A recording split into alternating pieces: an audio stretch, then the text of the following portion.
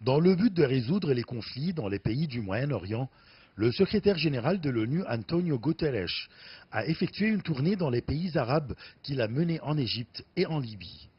Au Caire, le président égyptien Abdel Fattah el-Sisi a eu mercredi des entretiens avec le responsable onusien sur divers problèmes régionaux et les efforts en cours pour lutter contre le terrorisme.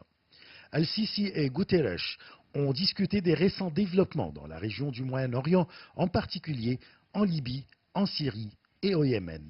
Le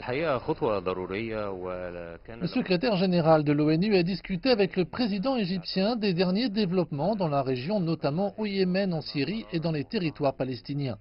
Concernant le conflit israélo-palestinien, le secrétaire général de l'ONU a affirmé qu'il œuvrait pour trouver une solution permettant d'établir Jérusalem comme capitale à deux États indépendants, palestiniens et israéliens, et garantir l'application des résolutions onusiennes afférentes en vue de consolider la stabilité dans la région.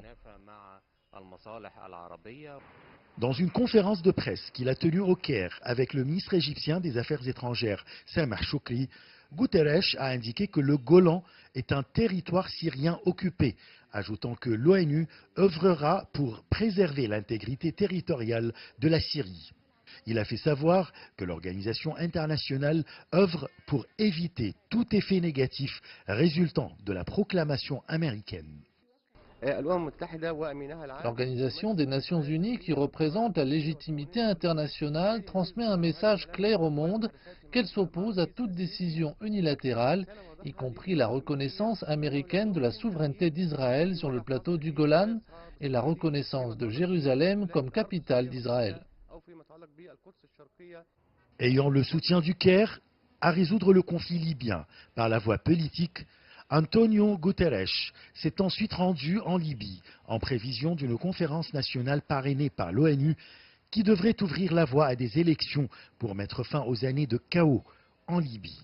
Il a souligné la nécessité d'unifier les institutions libyennes afin d'éviter toute confrontation majeure et de créer les conditions permettant de stabiliser la situation dans ce pays.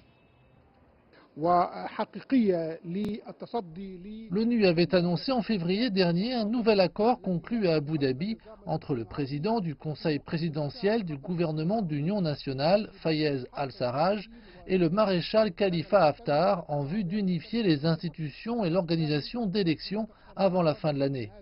M. Guterres a espéré que cet accord sera consolidé par une conférence nationale sous l'égide de l'ONU prévue du 14 au 16 avril en Libye.